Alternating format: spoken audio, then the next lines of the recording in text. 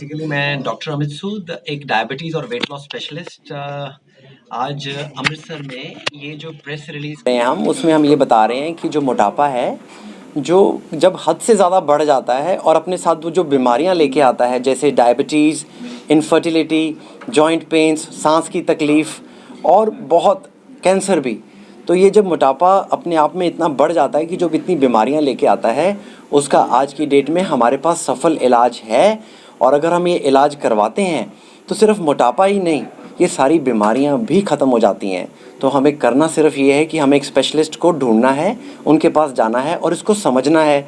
और अगर हम इसको समझते हैं तो हमें पता लगता है कि इसका इलाज जो है इतना मुश्किल भी नहीं था, और इट्स जस्ट कि हमने एक कदम बढ़ाना था। और जिस तरह से ये आज की डेट में इलाज किए जाते हैं, जिसमें पेशेंट्स की रिकवरी बहुत जल्दी हो जाती है, पेशेंट्स अपने घर दूसरे तीसरे दिन चले जाते हैं और धीरे धीरे मोटापा जैसे जैसे कम होता है, ये बीमारियां भी ठीक हो जाती हैं।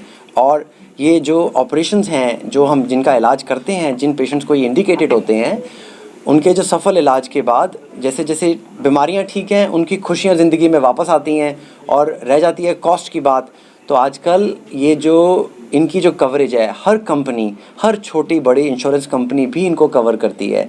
तो इसलिए आप पैसों की वजह से या इनहिबिशन की वजह से पीछे मत हटिए, आप स्पेशलिस्ट को मिलिए, अपनी प्रॉब्लम्स बताइए और उनका सोल्यूशन लीजिए और एक अच्छी ज़िंदगी जी 18 साल से जो कम बच्चे हैं या जो नौजवान पीढ़ी है वो भी कहीं ना कहीं डायबिटिक का शिकार हो रही है, हाइपरटेंशन का। यस, क्या रीज़न समझते हो कि आज जैसे सर बिल्कुल बॉर्न बेबी लगा लीजिए, आजकल तो ऐसा भी आ रहा है कि बॉर्न बेबी को भी वो शुगर की प्रॉब्लम हो रही है काफी ज्यादा। क्या कारण मानते हैं? ये जो हम बात करते हैं बच्चों के अंदर, ये हम कहते हैं एडोलेसेंट एंड चाइल्डहुड ओबेसिटी। तो बचपन में और 18 साल से पहले चाइल्डहुड और एडोलेसेंट एज हमारी आती है। तो देखा गया है लाइफस्टाइल चेंज की वजह से जो इन बच्चों में भी वेट बढ़ जाता है। एक्टिविटी कम है, खाने पीने की कोई कमी नहीं है, पेरेंट्स को कोई प्रॉब्लम होती है तो बच्चों को मोबाइल थमा दिया जाना, आईपैड ले दिया जाना, और बच्चों की एक्टिविटी कम, और पेरेंट्स के पास कई बार ऑप्शन भी नहीं होती। वो ग्राउंड जो हम लोगों के टाइम पे थे, जहाँ पे हम लोग खेले हैं, आज तो वो इमारतों में कन्वर्ट हो चुके हैं। तो बच्चे भी अपने आप में क्या करें। मतलब आप मानते हैं कि फिजिकली एक्टिविटी ना होने की वजह से ये सारा प्रॉब्लम हो रही है? फिजिकल एक्टिविटी बच्चों के अंदर ऑलमोस्ट 70-80% रीज़न है, पर कई बार बच्चों में हमने जेनेटिक कारण भी ढूंढे हैं जिनके अंदर जीन्स की ऐसी प्रॉब्लम आती है। क्योंकि जो पहले जीन्स बच्चों के पेरेंट्स से मिलने हैं और जो पेरेंट्स का लाइफ, बच्चों में भी वेट बढ़ जाता है। एक्टिविटी कम है, खाने पीने की कोई कमी नहीं है, पेरेंट्स को कोई प्रॉब्लम होती है तो बच्चों को मोबाइल थमा दिया जाना, आईपैड ले दिया जाना, और बच्चों की एक्टिविटी कम, और पेरेंट्स के पास कई बार ऑप्शन भी नहीं होती। वो ग्राउंड जो हम लोगों के टाइम पे थे, जहाँ पे हम लोग खेले हैं, आज तो वो इमारतों में कन्वर्ट हो चुके हैं।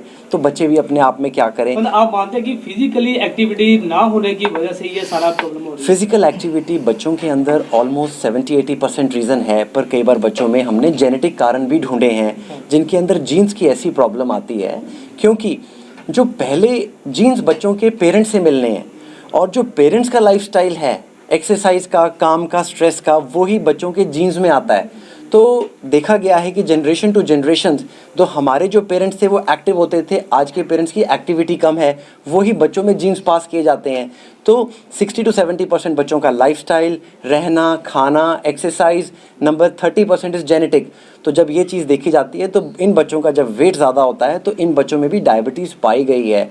और ये भी हमने काफ़ी स्टडीज़ में देखा है कि इन बच्चों के लिए भी ये ट्रीटमेंट ऑप्शन है। तो अभी ये जो बच्चे हैं, 2 साल में भी ये बच्चों को ये ट्रीटमेंट ऑप्शन दी गई है ऑफ लेट, जो काफ़ी पेपर्स में कवरेज हुई है। और 8 से 10 साल तो एक रेगुलर एज ग्रुप है जब हमारे पास बच्चे आते हैं जिनका जो वेट इतना बढ़ जाता है कि इनको चलना फिरना, इनके जो पैर हैं वो भी टेढ़े हो जाते हैं, और इनकी जो ग्रोथ है, बच्चों में ग्रोथ भी रुक जाती है।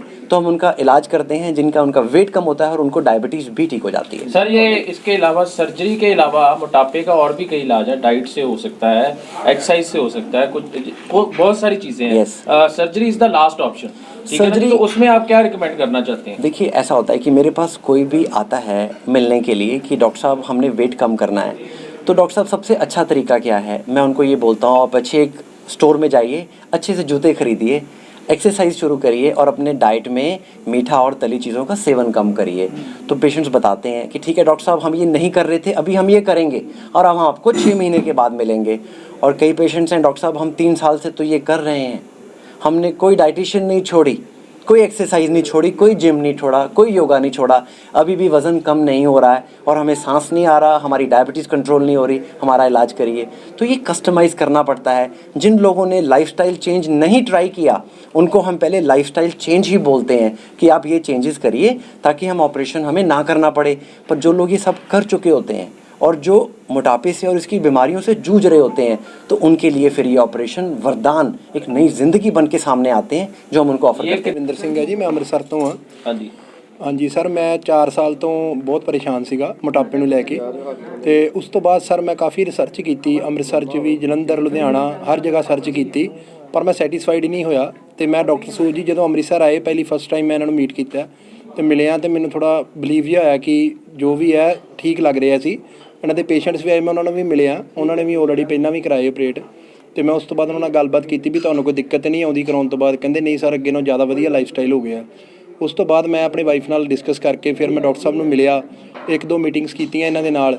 ਫਿਰ ਉਸ ਤੋਂ ਬਾਅਦ ਮੈਂ ਇਹਨਾਂ ਨੂੰ ਮੋਗੇ ਮਿਲਣ ਗਿਆ, ਮੋਗੇ ਜਾ ਕੇ ਵੀ ਇਹਨਾਂ ਨਾਲ ਗੱਲਬਾਤ ਕੀਤੀ ਹੈ ਸਰ। ਉਸ ਤੋਂ ਬਾਅਦ ਫਿਰ ਮੈਂ ਫਾਈਨਲਾਈਜ਼ ਇਹਨਾਂ ਕੋਲੋਂ ਆਪਰੇਟ ਕਰਵਾਇਆ।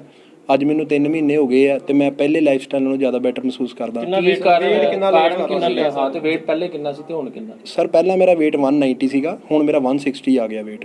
ਕੋਈ ਡਾਈਟ ਵੀ ਥੋੜੀ ਬਹੁਤ ਘੱਟ ਕੀਤੀ? ਹਾਂਜੀ ਸਰ ਬਿਲਕੁਲ ਸਰ, ਮੈਂ 1 ਚਪਾਤੀ ਸਵੇਰੇ ਲੈਣਾ ਮਾਰਨਿੰਗ ਟਾਈਮ, ਦੁਪਹਿਰੀ ਮੈਂ ਸੈਲਡ ਜਾਂ ਫਰੂਟ ਲੈਣਾ, ਰਾਤੀ ਫਿਰ ਮੈਂ 1 ਚਪਾਤੀ ਤੇ ਨਾਲ ਸਬਜ਼ੀ। ਪਹਿਲਾਂ ਕਿਦਾਂ ਕਰਦੇ ਸੀਗੇ? ਸਰ ਪਹਿਲਾਂ ਤੇ ਬਹੁਤ ਜ਼ਿਆਦਾ ਡਾਈਟ ਸੀ ਮੇਰੀ ਸਰ, 8-8 ਫੁਲਕੇ 10-10 ਫੁਲਕੇ ਸਰ ਮੈਂ ਖਾਂਦਾ ਸੀਗਾ। ਤੇ ਸਰ ਭੁੱਖ ਬਹੁਤ ਜ਼ਿਆਦਾ ਲੱਗਦੀ ਸੀ, ਰਾਤ ਨੂੰ ਵੀ ਬਹੁਤ ਜ਼ਿਆਦਾ ਲੇਟ ਨਾਈਟ ਵੀ ਭੁੱਖ ਲੱਗਦੀ ਸੀ ਮੈਨੂੰ ਮੈਂ ਕਾਫੀ ਜ਼ਿਆਦਾ ਖਾਈ ਜਾਂਦਾ ਸੀਗਾ, ਪਰ ਫਿਰ ਵੀ ਮੈਂ ਸੈਟੀਸਫਾਈਡ ਨਹੀਂ ਸੀ ਹੁੰਦਾ। ਪਰ ਹੁਣ ਮੈਂ 1 ਚਪਾਤੀ ਖਾ ਕੇ ਵੀ ਸੈਟੀਸਫਾਈਡ ਰਹਿਣਾ। ਮਤਲਬ ਹੁਣ ਤੁਹਾਨੂੰ ਜ਼ਰੂਰਤ ਨਹੀਂ? ਬਿਲਕੁਲ ਨਹੀਂ ਸਰ, ਮੌਜੂਦ ਕਿਸੇ ਤਰ੍ਹਾਂ ਦੀ ਕੋਈ ਮੁਸ਼ਕਲ ਆਈ? ਨਹੀਂ ਸਰ, ਬਿਲਕੁਲ ਨਹੀਂ ਆਈ ਸਰ। ਤੁਸੀਂ ਡਾਈਟ ਦੇ ਨਾਲ ਵਾਕ ਵੀ ਕਰਦੇ ਹੋ, ਸੈਰ ਵੀ? ਹਾਂਜੀ ਸਰ, ਮੈਂ ਸ਼ਾਮੀ ਵੀ ਅੱਧਾ ਘੰਟਾ ਵਾਕ ਕਰਦਾ, ਸਵੇਰੇ ਵੀ ਅੱਧਾ ਘੰਟਾ ਵਾਕ ਕਰਦਾ। ਤੇ ਇੱਕ ਮਿੰਟ ਆਪਣਾ ਕੀ ਨਾਲ ਲੈਂਦੇ ਨੇ, ਕਾਰਨ ਕੀ ਬਣਿਆ ਜੀ ਤੁਹਾਡੀ ਇੰਨੀ ਓਬੈਸਿਟੀ ਜਾਂ ਮੋਟਾਪਾ? ਕਾਰਨ ਕੀ ਸਿਰਫ ਉਹਦਾ ਖਾਣਾ ਹੀ ਕਾਰਨ ਸੀਗਾ? ਸਰ ਖਾਣਾ ਕਾਰਨ ਸੀ। ਹਾਂਜੀ ਸਰ। ਤੁਹਾਡੇ ਫੈਮਿਲੀ ਕੋਈ? ਨਹੀਂ ਸਰ, ਇਹ ਭੁੱਖ ਬਹੁਤ ਜ਼ਿਆਦਾ ਲੱਗਦੀ ਸੀ ਜਿਹਦੇ ਕਰਕੇ ਐਕਸਰਸਾਈਜ਼ ਬਿਲਕੁਲ ਨਹੀਂ ਸੀ ਕਰ ਰਿਹਾ ਮੈਂ, ਤੇ ਖਾਈ ਜਾਣਾ, ਤੇ ਉਹਦੇ ਕਰਕੇ weight ਜਿਹੜਾ ਮੇਰਾ ਜ਼ਿਆਦਾ ਗੇਨ ਹੋ ਗਿਆ ਸੀਗਾ। ਐਕਸਰਸਾਈਜ਼ ਨਾ ਕਰਨ ਦੇ ਕਾਰਨ, ਕੋਈ ਐਕਟੀਵਿਟੀ ਨਾ ਹੋਣ ਦੇ ਕਾਰਨ ਮੇਰਾ weight ਬਹੁਤ ਜ਼ਿਆਦਾ ਵੱਧ ਗਿਆ ਸੀ, ਜਿਹਦੇ ਕਰਕੇ ਮੈਨੂੰ ਕਾਫੀ ਪਰੇਸ਼ਾਨੀਆਂ ਦਾ ਸਾਹਮਣਾ ਕਰਨਾ ਪਿਆ। ਪਰ ਉਸ ਤੋਂ ਬਾਅਦ ਜਦੋਂ ਮੈਂ ਇਹ ਆਪਰੇਟ ਕਰਵਾਇਆ, ਉਸ ਤੋਂ ਬਾਅਦ ਮੈਂ ਜ਼ਿਆਦਾ ਬੈਟਰ ਮਹਿਸੂਸ ਕਰਦਾ, ਵਾਕ ਵੀ ਕਰਦਾ, ਹੁਣ ਮੇਰੇ ਸਾਹ ਵੀ ਨਹੀਂ ਚੜ੍ਹਦਾ ਮੈਨੂੰ ਬਿਲਕੁਲ, ਤੇ ਮੈਂ ਡਾਈਜੈਸਟ ਵੀ ਬਹੁਤ ਅੱਛਾ ਕਰਦਾ। ਪਹਿਲਾਂ ਨਾਲੋਂ ਫਿੱਟ ਲੱਗ ਰਹੇ ਹੋ? ਹਾਂਜੀ ਪਹਿਲਾਂ ਨਾਲੋਂ ਮੈਂ ਜ਼ਿਆਦਾ ਬੈਟਰ ਮਹਿਸੂਸ ਕਰ ਰਿਹਾ। ਠੀਕ ਹੈ, ਥੈਂਕ ਯੂ।